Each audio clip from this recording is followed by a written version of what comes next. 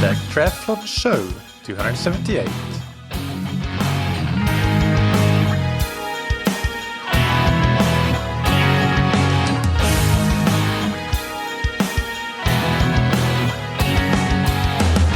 Hey, what's up everybody, and welcome back to another episode of that Triathlon Show, the podcast presented by scientifictriathlon.com. I'm your host Michael, and on today's episode I interview Golo Röhrken. Golo is a medical doctor, sports scientist at the University of Cologne, and a triathlon coach. And I don't think he mentioned this in the interview, so I'll mention it now because he is also a very good athlete, having finished the Ironman World Championships in Kona in 2018, I believe, in 8 hours, 58 minutes, and being 20th in the super competitive men's 30 to 34 age group. And he was also the first age grouper overall in Ironman Hamburg in 2017 in a time of 8 hours, 57 minutes. This interview is about a study he conducted, and this was the first ever randomized controlled trial comparing a polarized training intensity distribution with any other training intensity distribution in triathletes specifically. So the study is called 6 Weeks of Polarized versus Moderate Intensity Distribution, a pilot intervention study, and there is a link in the show notes. It's an open access study, so you can read it in full. A quick ask, if you would have a minute, it would be amazing if you could leave a rating and a review for the podcast on Apple Podcasts or wherever you get your podcasts, where it allows you to rate and review. It helps a ton. Every single review matters when it comes to helping more people find the podcast and keep the show growing and sustainable by having more listeners find it. Now, a big thanks to our sponsors that do make the podcast possible. They are Roka, which is the world-leading manufacturer of wetsuits, tri-suits, swimskins, goggles, high-performance eyewear, and prescription glasses and sunglasses. They have a large product range with, for example, their Maverick wetsuit lineup, their Viper swimskins, their Gen 2 Elite Aero tri-suits, and these are all products that are designed from the ground up with a simple mission of making you as fast as possible on race day, with all of the features and bells and whistles that I've talked about in many other episodes that are really, really extremely well-engineered products for fast race times, whether it's in the water or on the bike or whatever it is. But they also have the category of sunglasses and prescription glasses, and they are taking a bold new approach to this whole eyewear category with features and innovations like their ultra lightweight materials, the blue light blocking coding options, the Geeko anti-slip technology, online vision tests so you can update your prescription from the comfort of your computer at home, and much, much more. Check out all that Roka has to offer on roka.com and get 20% off your order with the promo code that you can get on roka.com/TTS. And thank you to Zen8. Zen8 creates a swim trainer that can help you get more consistency in your swim training. If you, right now, live somewhere where pools are closed, then and not having any option to swim is obviously not good.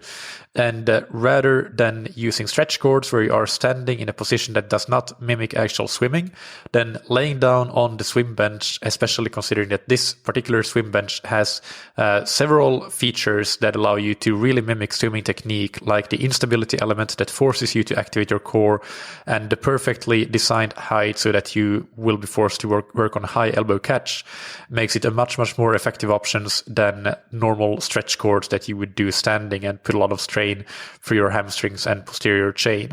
But even in normal times, beyond the pandemic, a lot of athletes suffer from not having the time to get to the pool on that regular basis because it just takes a lot of time with commuting and changing and all of that. So if you can just supplement those some of those pool workouts that you do with a few extra shorter home-based workouts, that will help you get that much more consistency and swimming progress. And that's where the Zen8 swim trainer comes in. It's also not big and bulky because it's inflatable, so it can take literally almost zero space if you are not using it for a period of time.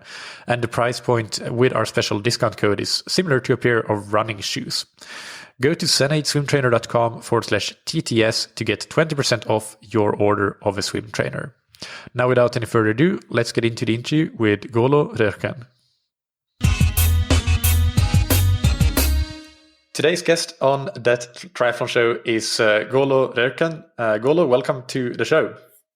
Thanks, Michael. Thanks for having me. It's a great pleasure. We will have an interesting discussion today about some research that you published and also some coaching and training applications. But before we do, can you just introduce yourself and your background to the audience?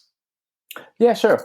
Hi, my name is Golo. I'm a medical doctor and I also have a master in sports science, and I'm a triathlon and health coach. Yeah. Perfect. And let's start with a paper that we have here in front of us, and it's called 6 Weeks of Polarized versus Moderate Intensity Distribution, a Pilot Intervention Study. And I was just telling you before we started recording here that to me this was a very kind of important paper when it came out, because in all the polarized training research, I've always kind of had to try to have the caveat that, okay, but triathlon isn't the same as running and it's not the same as cycling. So we always have to wonder, is it directly applicable to triathlon? It is a different sport after all. And so your study is the first that has done that. So can you just discuss sort of the background, how you started to do it, why that research question came up, and so on? Mm-hmm. Yeah, you introduced that actually very perfectly, because the studies of the last decade in endurance sports show that a polarized pattern might be more beneficial compared to a more moderate approach. But the thing is that these patterns occur in classical endurance sports like rowing, cross-country skiing, cycling, and they show that a polarized approach might be more beneficial. But what we have to say, I think, firstly, is what is actually a polarized training distribution. And it describes how much training is done in different training zones. And when we take like the lactate threshold, for example, as a threshold, then we can say we have like 3 training zones. One, low intensity training that goes from like 50% of VO2 max to the first lactate rise. Then we have like this medium intensity training zone from the first lactate threshold to the second one. And then we have like the high intensity training zones above the second lactate threshold. And polarized training is that most training is done in low intensity training zones, and some sparks or some sessions are high intensity training, and you really miss out on the medium or the moderate intensity training sessions.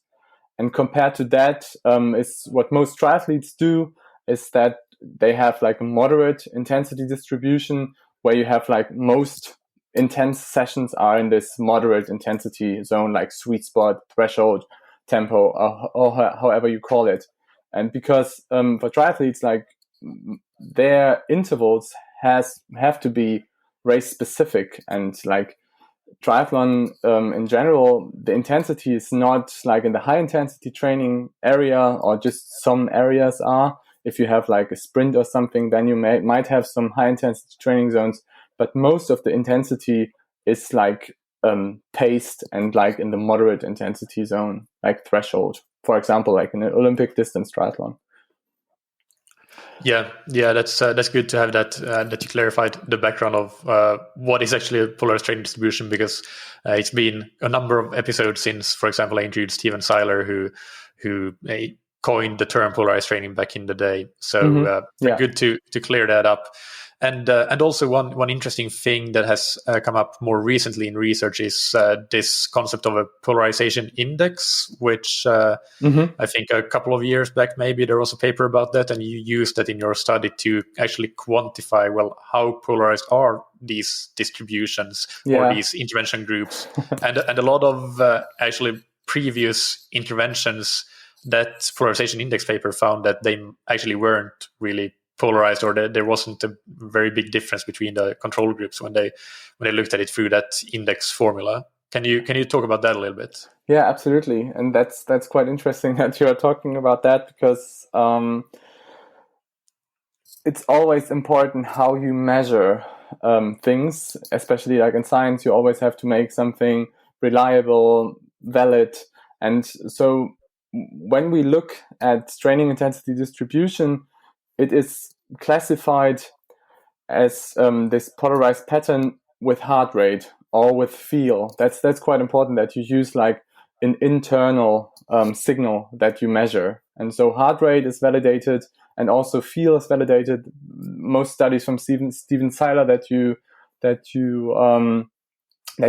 were talking about earlier measured training intensity distribution with heart rate, and then there are different approaches how to do this with heart rate or with feeling. That you have like one method which is quite common, is that you say this is a goal session approach, and thereby you just give every session a specific goal. For example, you do like an easy morning run. This is like low intensity session.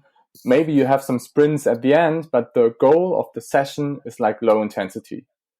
Then you have like a high intensity session where you have like intervals on the track, for example, only 10 times for 400s. Then the whole session is high intensity. And maybe, let's say, the low intensity training session was like 1 hour, and the high intensity training session was also 1 hour. Then we have a TID, or a training intensity distribution, of 50% low intensity, 50% high intensity. So we just take the whole session as one goal. And this is actually what Steven Seiler did in the first studies, where he just proclaimed like this 80-20, where you have like 80% of the sessions easy or low intense, and 20% of the sessions high intense or very demanding. And actually, this became, many people were just taking this approach and were just using, okay, now we do like 80-20, but using a complete different method to actually evaluate that. And to compare that, we have like a different method where we have like the time in zone approach, where we just take the complete, like the seconds that our heart rate monitors measures, and that have specific bins where we just allocate like the time in these bins. And then we can also say, okay, we have like specific areas of training intensity distribution, but this allocation is completely different than the goal session approach. And this underestimates the time that was actually done in the high intensity zones. For example, if we come back to like the low intensity run compared to the high intensity intervals, in the high intensity intervals, of course, we have specific training times in the low intensity zone.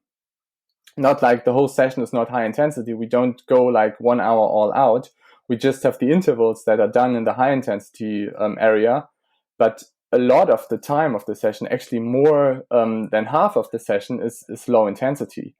And so then you have maybe like a training intensity distribution of 80-20 with just 2 sessions. But actually, if you use like a goal session approach, then it's like 50-50. So it's a complete different scenario here.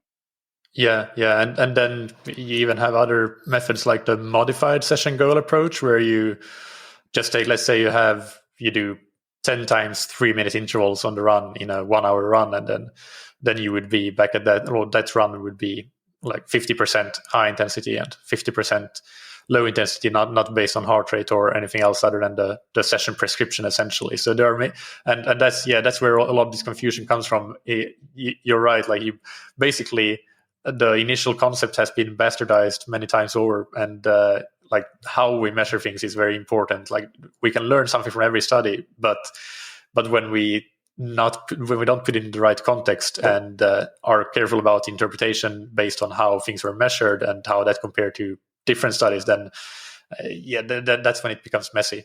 Yeah, absolutely.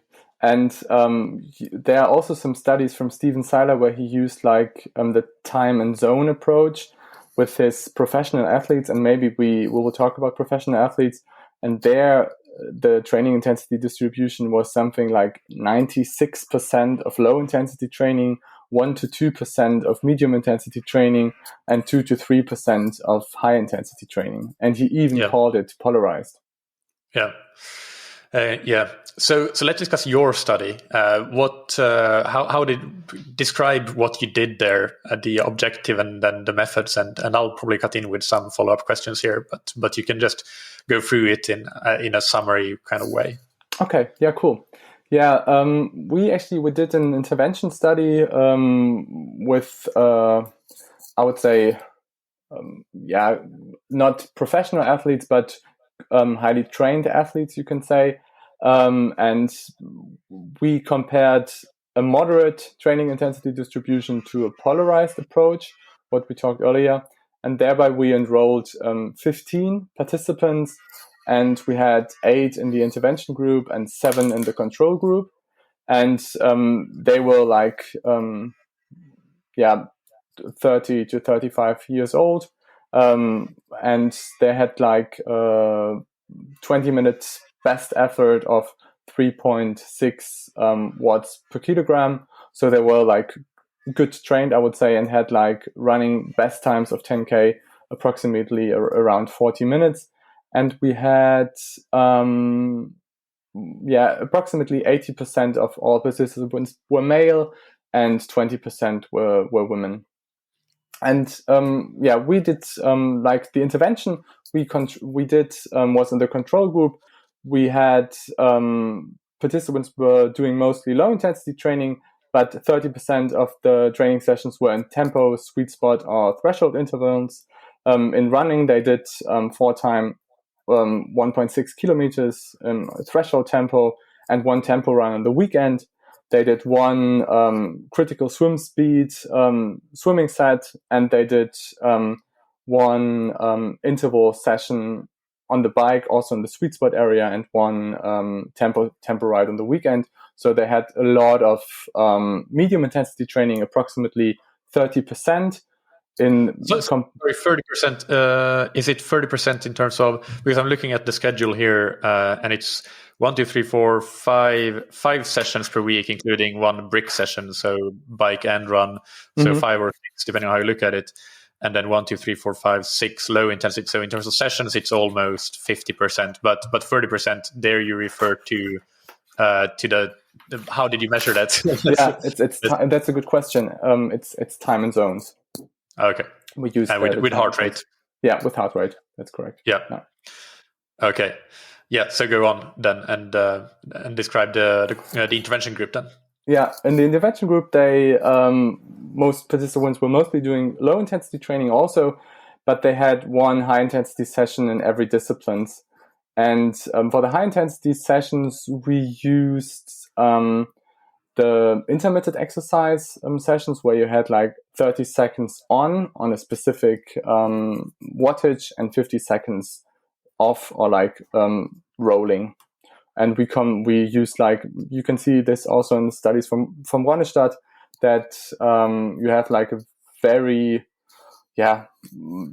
long duration of approximately 10 minutes, where you had this whole 30-15 concept. So we had 13 times 30-15, and three sets of that in biking, in cycling, in running. In running, we actually did 10 times 30-15, and in swimming we did 10 times 50 meters and 20 seconds off.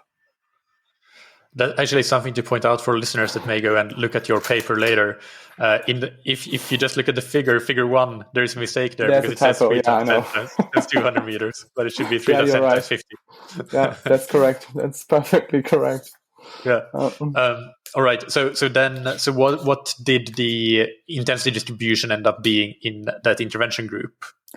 We prescribed, actually, that's something I want to talk about also in the discussions.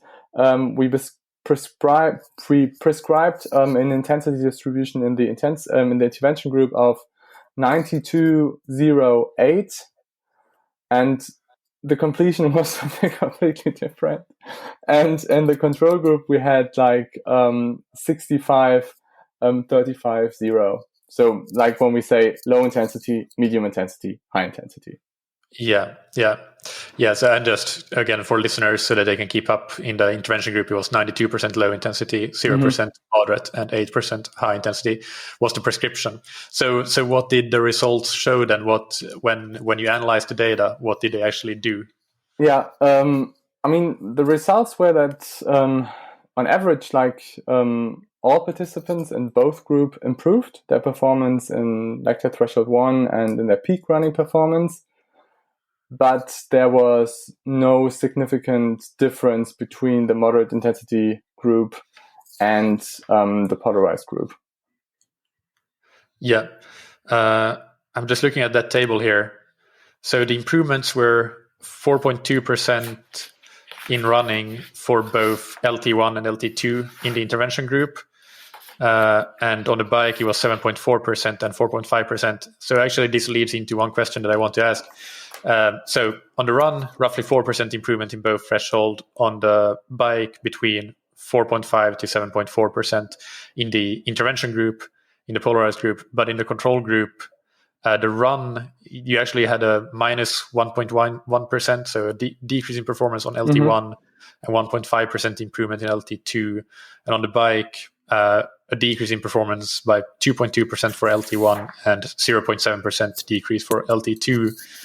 But obviously, the variance was quite big there because there was no statistically significant difference between the groups.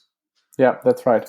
That's also something that what we discussed prior to that I would like to do the study again with a bigger group sample, because or maybe let's start a little bit different. The problem with the study was that we had in both groups participants that improved dramatically, but we had quite a high dropout rate, and especially in the intervention group. And so the thing is that you coach, I coach, and science is key, but of course coaching is an art, and you always have to really assess like recovery assessment of the athlete. How does it feel? And this was it's always demanding in studies to really do that.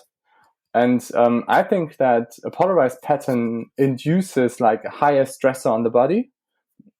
I think we can all agree on that high intensity training is quite demanding, can be quite stressful for the athlete. You can induce great adaptations. You can induce dramatically great adaptations, but you can also, and that's like the downside of it all, you can also induce like overtraining. You can also induce problems with like high intensity training. I mean, we all see that with athletes that only focus on the high intensity side. And maybe our program was a little bit too stressful. And maybe it would have been better if we would assess recovery via, for example, HRV or mood or something like that.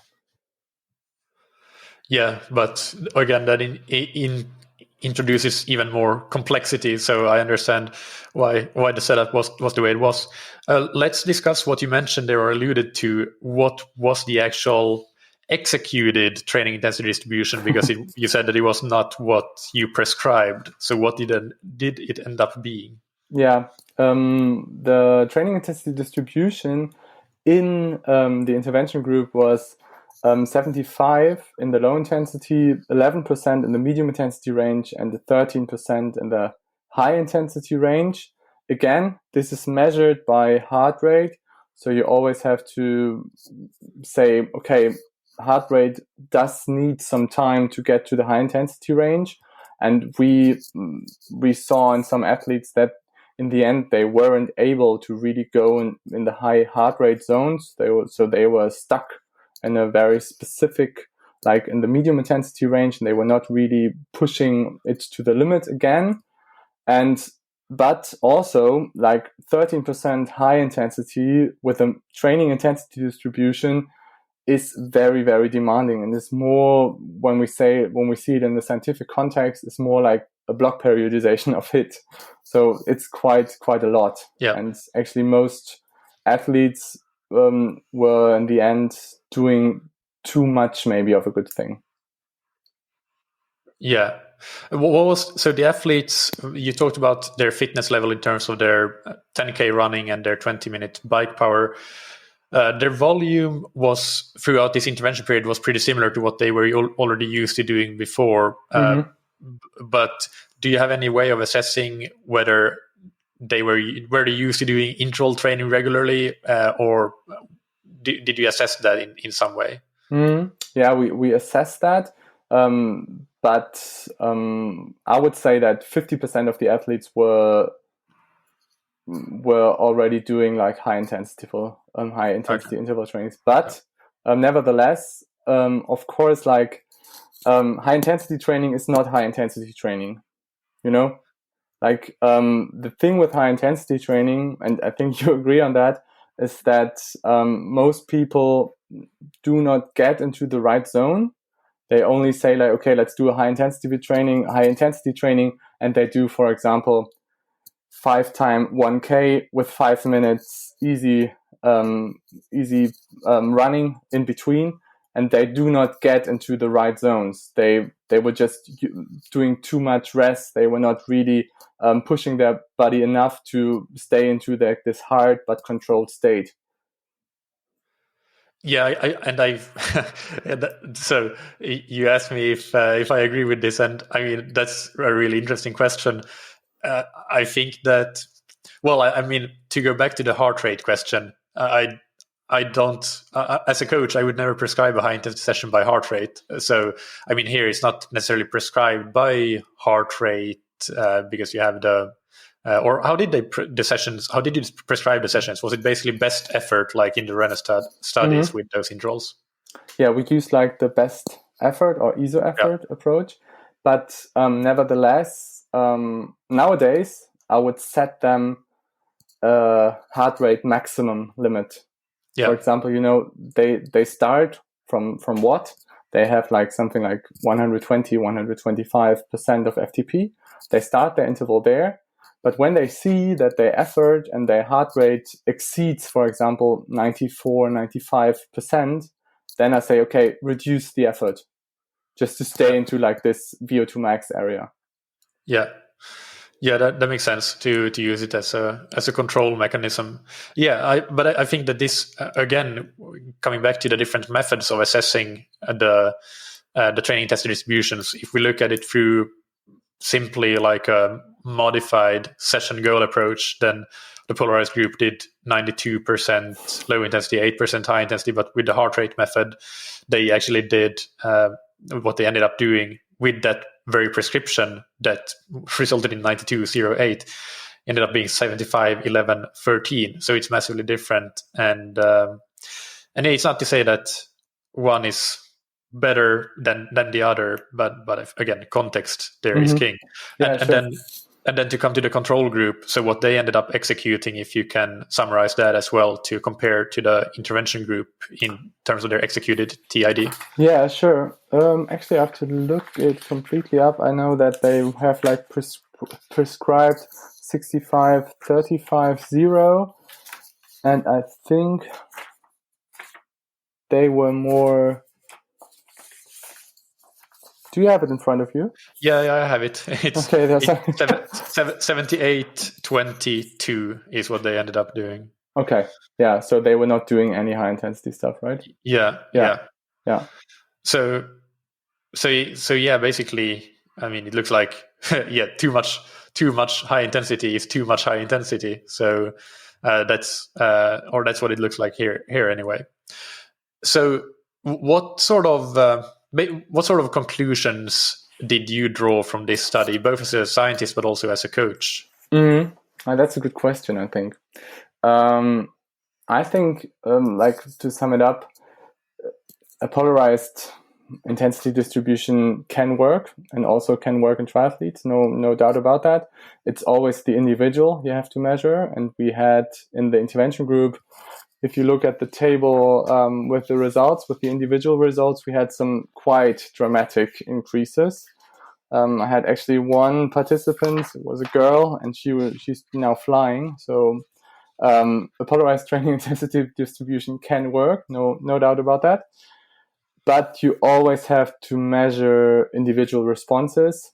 And the second one is that as a coach, always coach by success. Like when you see that somebody's improving, then continue your path. But when you see that he's just reporting, okay, I'm getting tired, maybe my mood is not that good, my heart rate is going up, my heart rate variability is going down, then adjust the program and always measure recovery. Do the basics right. That's what I would say, what I would conclude from the study. Yeah, that's perfect. And where do you think this sits in terms of previous research, your results when you compare them to other intervention studies, even if they are not in triathletes, but what have they generally been showing? Does this agree with what has been shown previously? Mm-hmm. That's also something I think is quite interesting, is that we have, like what we talked about earlier, is that most studies on a polarized approach are done in sports where a high VO2 max is race critical. So you have to hit very, very high numbers in the competition to just go like this effort. For example, like in cycling, you just have a very good hard tempo effort for a long time, but then you go on the climb, and then you have like 10 to 12 minutes where it is very, very critical that you hit like these, 85 milliliter per minute per kilogram, and that you hit that, and then you win the race. But it's completely different in triathlon, and that's quite important. So it's not like comparing apples with apples.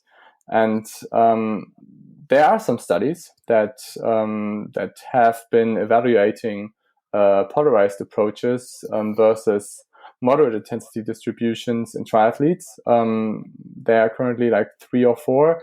One is from Sale Perez from 2019, and he also showed that a polarized training might be beneficial, but the results are not that solid. You need more studies. And then in the end, you need like an analysis of all these studies to just conclude what works and what do not works. But in the end, it's always like the individual, right?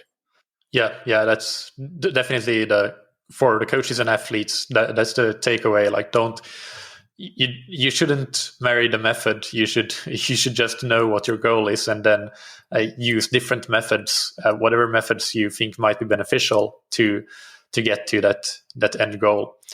For me and for us as a coaching group, actually, because we discussed this study a bit between the scientific triathlon coaches, and we kind of started discussing if this is a bit of a kind of a vote for a 2-zone training model. So you have your low intensity training and then you have the rest, because what ended up happening was that both of these groups did a similar amount of training in the low intensity zone, and they improved similarly.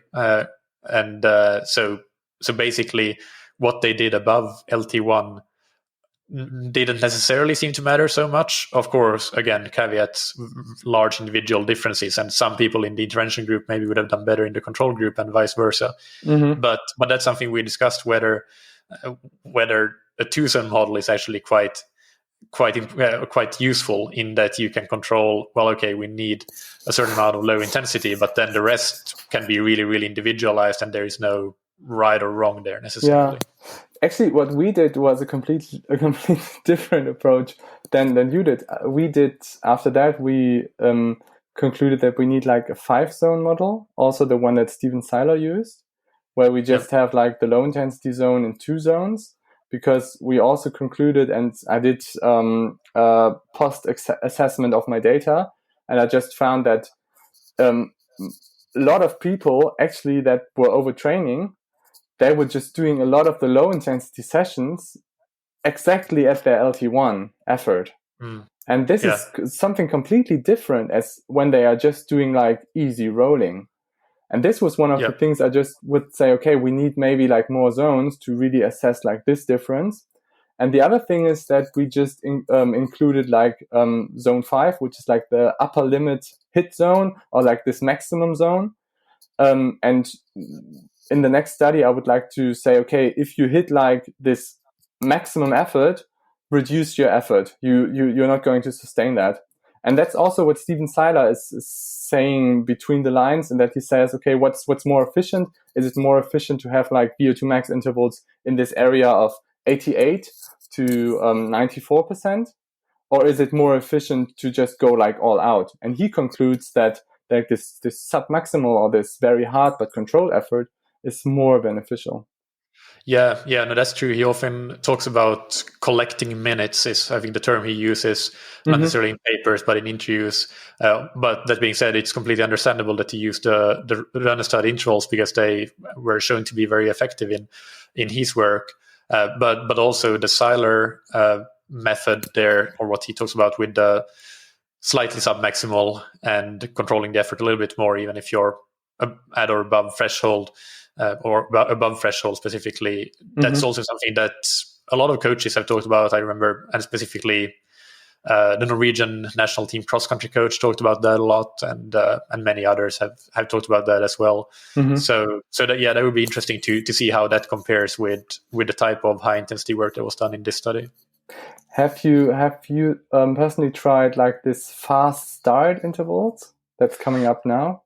No, I haven't. I'm aware of it, but I haven't tried it or prescribed it. At least not that I can remember. Okay, that's also quite an interesting approach to do these things. That we just have to really assess how much time we actually have above a percentage of VO2 max. Yeah, I personally, from a coaching perspective, I'm kind of on a mission to find a minimal effective dose of high intensity training, and I do think it's important. But I've definitely in the last 1 or 2 years probably been reducing the amount of high intensity training that I give my athletes, and be a bit more strategic with it, and basically using it as a, well, kind of like you described it, like it can be a block periodization tool almost, where you do it for 2 or 3 weeks, but then for a large part of the season, the training intensity distribution is more focused on the triathlon specific intensities, and the low intensity always as the big base of everything, of course.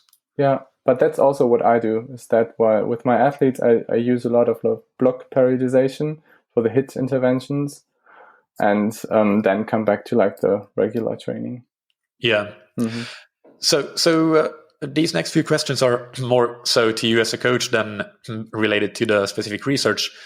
But do you even, when you plan your athlete's training, do you even think about, okay, I want my athlete to do a certain amount of percent of low volume or low intensity training or high intensity training, or is that just a function of things like, well, if you have an athlete that trains 15 hours per week, then they're automatically going to have to do more low intensity training than somebody who does 5 hours per week?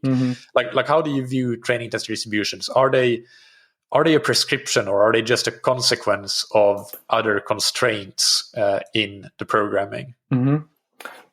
Actually, I find the training intensity distribution quite useful in working with my athletes, maybe also because of the background with the study, that I evaluated there some aspects, and that I like to see that. And I especially like to have like low intensity training in 2 zones. And when you say, of course, it's completely different to train an amateur than to train like a very successful athlete or even a professional. And if you have like a professional athlete, they will do very, very low percentage of high intensity training per se. I mean, they just have to do like the volume.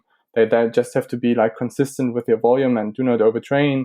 And for them, you have to be very, very careful to implement high intensity sessions for them.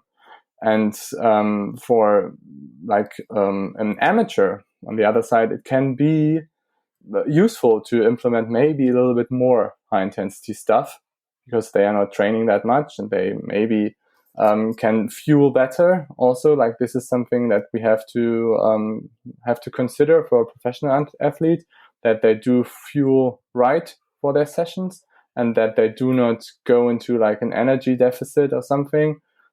Also, like in terms of overtraining, also in terms of injury, of stress fractures or whatever. And for an amateur athlete, it can be completely different. They might be even better with doing a little bit more like high intensity sessions. And then you just, of course, you have to conclude like the individual things. That if you have like an athlete that has maybe like a good VO2 max, but a very bad economy and very high lactate, very high VLA max, of course, for them it's detrimental to just say, okay, let's do like high intensity sessions, but because this will not make them faster at all. And I see this a lot in quite good amateur athletes that actually want to do like the step in the professional area, that they only focus on VO2 max. Maybe they have like a 70, 75 VO2 max, and they will just try to increase it to the 80s, no matter what. But their contribution and their consumption of carbohydrate is so high, they will never even finish an Ironman. So that's something, you always have to take that into perspective. Yeah. And then another question, when you prescribe moderate intensity sessions, do you have any preference, like, or what type of sessions do you like in that moderate intensity zone, so to say?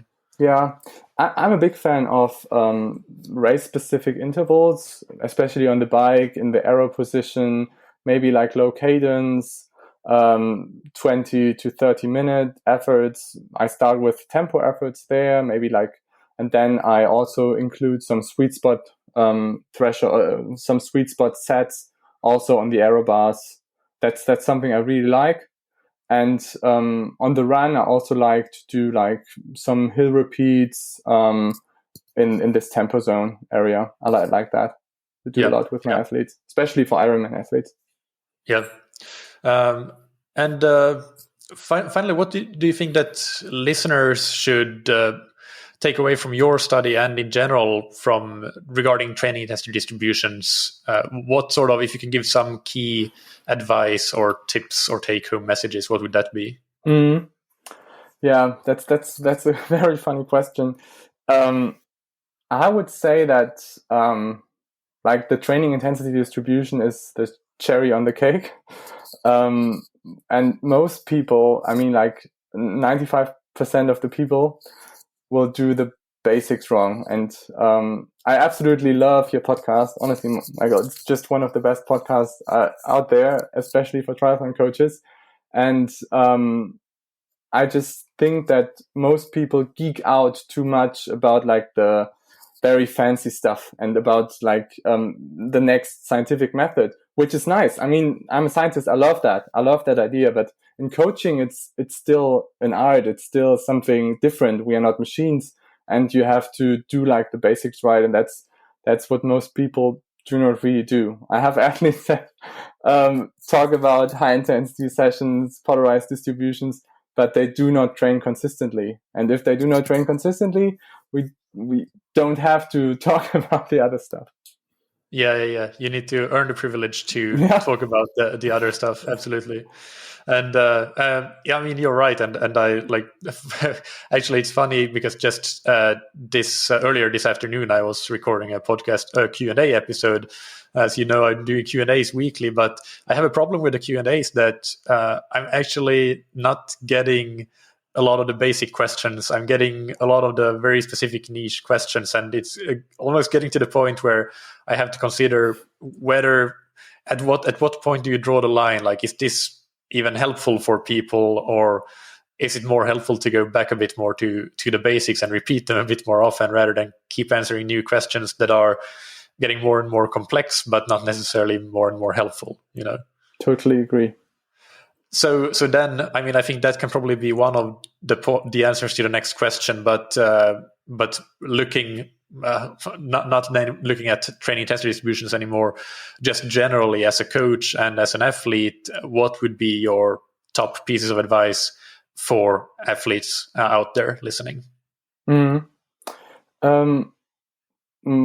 I think my top personal advice would be to always treat the individual, always have a holistic approach, always set health as your first priority. I mean, this is also from my medical background that I often see that people are not really healthy and then they are just getting into the sport and expect miracles. You have to have like this health background and then put performance on top of it.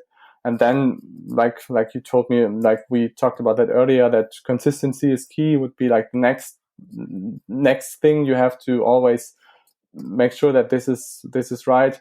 Then assess your recovery and set realistic goals.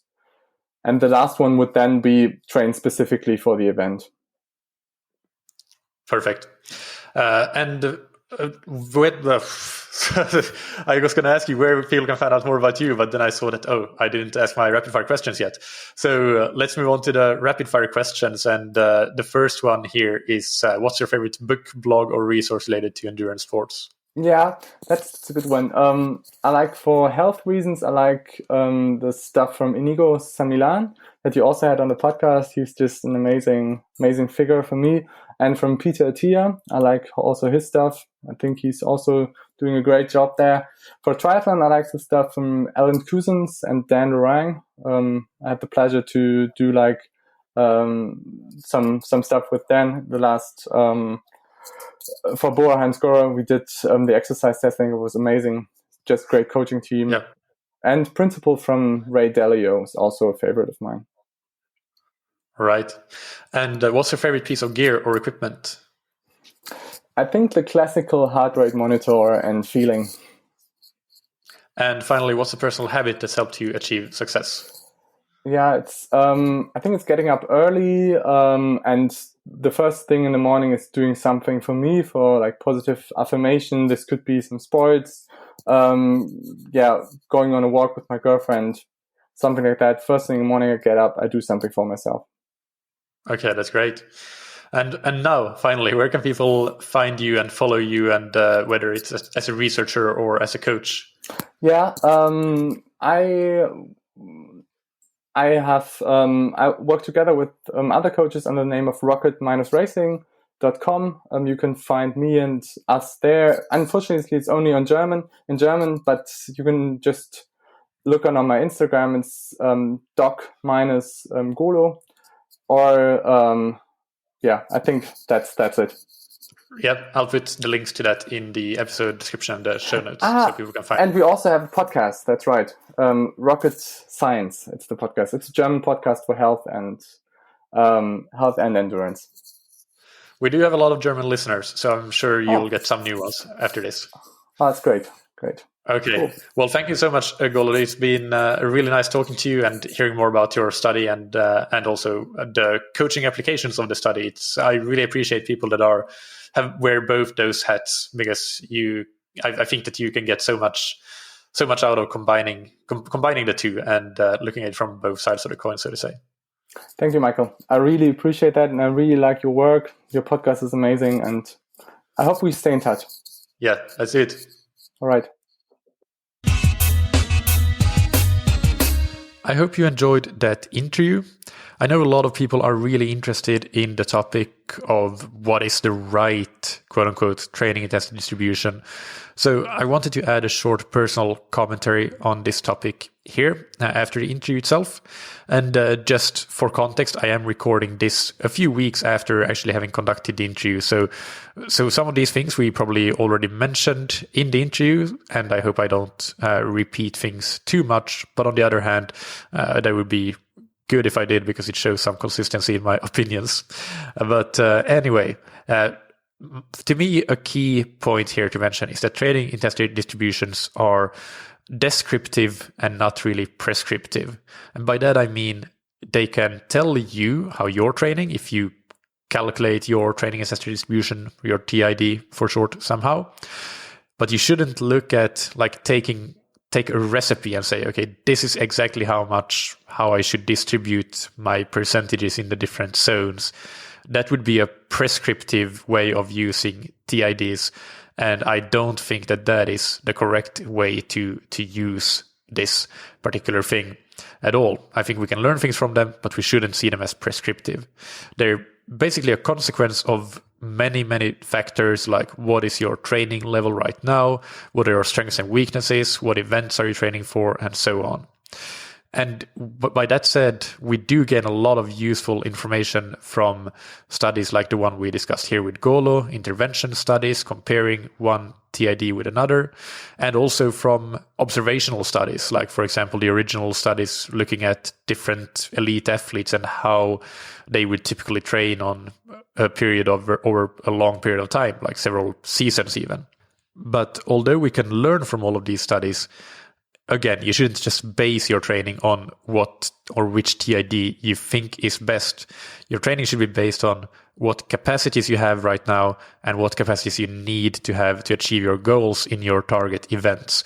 So it is highly specific to you and highly specific to the event, even though, of course, as you know, there are many, many overlapping factors and similarities across all endurance events. But that being said, there are also things that are different when comparing different sports. For example, comparing marathon runners with rowers that race in a race that lasts just over 6 minutes or so. And that is why we see differences in the TIDs when looking at different sports in an observational retrospective analysis. And also, we shouldn't forget that the individual differences in how much training load of a particular type you can handle is important. So in this study, for example, we saw that athletes that could manage 3 sessions of very high intensity per week for those 6 weeks of the study improved a lot, but not everybody could do that. So obviously, if you are an athlete that cannot handle that amount of high intensity load, then you shouldn't do that because it would be counterproductive. So you might either reduce the intensity or change the type of hard workouts, go to a more moderate intensity approach, or you could simply reduce the frequency of those highly intense workouts, but perhaps go from 3 per week to 2 per week, or the volume of them, or a number of different options that you have. And what that will lead to, depending on the changes you make, is potentially an entirely new TID. So again, don't marry the means, marry the outcome, if you want to put it that way. And finally, from a pure coaching perspective, I would say that a couple of things that are important to look out for would be, first, to make sure that you do enough of the aerobic training, so that low intensity training.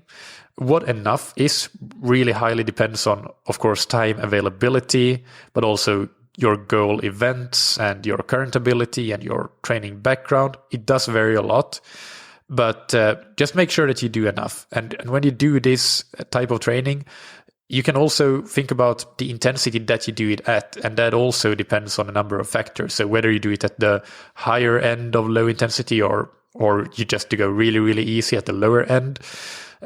All of this depends on things like your ability to recover day to day, and also what your hard sessions of the week are like, how much training you do overall, what is your overall volume, and also what is your goal event. If you're training for an Ironman, then it might make sense to do quite a bit of your easier training kind of at the higher end, because that is quite specific to the race. But if you're training for sprint distance races, then that is not at all specific. So you might as well go really easy in those in those easy sessions or the low intensity sessions because you're not going to move the needle in those for the purpose of race specificity anyway. So those are just generalizations. But another generalization is that it's always better to go a little bit too low than a little bit too high. So err on the side of caution if in doubt.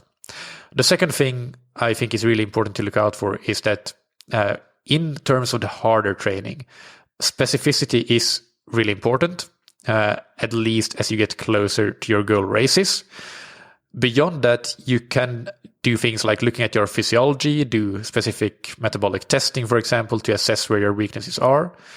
But also, if that's not an option for you, it's not a bad strategy to simply do something very pragmatic. Farther away from races, you might work more on your weaknesses, and closer to your races, you might work more on your strengths. So, for example, if you're really strong at threshold type work, but you suck at short, hard intervals above threshold, maybe when you have many, many months to go until your races, you do 2 of those short, highly intense interval sessions for every 1 session that is more focused on your strengths, like your threshold, if in this example. But then as you get closer and closer to the race-specific phase, the more you can switch towards first perhaps an even split between working on your strengths versus weaknesses, and then eventually maybe 2 sessions working on your strengths for every 1 session working on your weaknesses. And then in the last month or 2 or before the race, the key is to work on specificity as much as possible, regardless of if that is strengths and weaknesses, in my opinion. But basically, this approach of looking at what are your strengths and weaknesses and building towards more and more working on strengths later on has a lot to do with psychology, which is an aspect that I think we often really, really underestimate as athletes and coaches. When you play more and more to your strengths closer to your goal races, what happens is that you build confidence and belief in yourself and in your training. And that is something that is highly positive, and I think in many cases more positive than any minor incremental gain in physiological adaptation you might gain from really trying to optimize things physiologically that we might not even be entirely sure if that is an optimization in the first place. So I guess I'm rambling a little bit, but what I'm trying to say is there are many ways of doing things that actually do work. So it's easy to overcomplicate things and not focus on the big rocks, the things that are really important. So just keep in mind to try to focus on the big rocks, for example, basic training principles, and applying basic training principles to your context, maybe even harnessing the power of psychology. That can be easier and more effective than worrying about small levers and less important levers. For example, what is the exact percentage of my training that should be done in zone A, B, C, or so on. That is in no way a criticism of any studies on training tested distributions or any other field of sports science. But again, when it comes to training in tested distributions, just remember they are descriptive and not prescriptive. Anyway, you can find the links in the show notes on scientifictriathlon.com to the study and also to some related episodes, interviews I've done on training tested distributions with recently Michael Rosenblatt and back in episode 177 with Steven Seiler, who we mentioned a lot in this episode as well. On Thursday, we have another Q&A coming out. And next Monday, I interview Helle Fredriksen, who many of you will know as she's a former professional athlete, but she is now a coach. She's the world best female half distance record holder. So the female that has done the fastest half distance race in the history of time with a 3:55 something, I believe. So that's a really great accomplishment. Also an Olympian and world champion. So I look forward to seeing you then. In the meantime, if you want to take your training up a notch, then go and have a look at the coaching services and training plans we offer on scientifictriathlon.com. We would love to help you out and make your training as good and effective as possible. Finally, big thanks to our sponsors, Roka. Check out their wetsuits, tri-suits, swimskins, goggles, high-performance eyewear, and prescription glasses and sunglasses, and get 20% off your order with a promo code that you can get on roka.com/TTS. And thank you to Zen8. Use the Zen8 swim trainer to improve your technique, power, and stamina, even when you don't have time to go to the pool or when pools are closed. And do that while practicing in a swim-specific position, laying down without putting strain through your hamstrings and posterior chain, and also practice things like good core activation and a great high elbow catch. Get 20% off your order on the swim trainer with a promo code that you can get on zen8swimtrainer.com/TTS. Thank you, as always, for listening. Keep training smart and keep loving triathlon.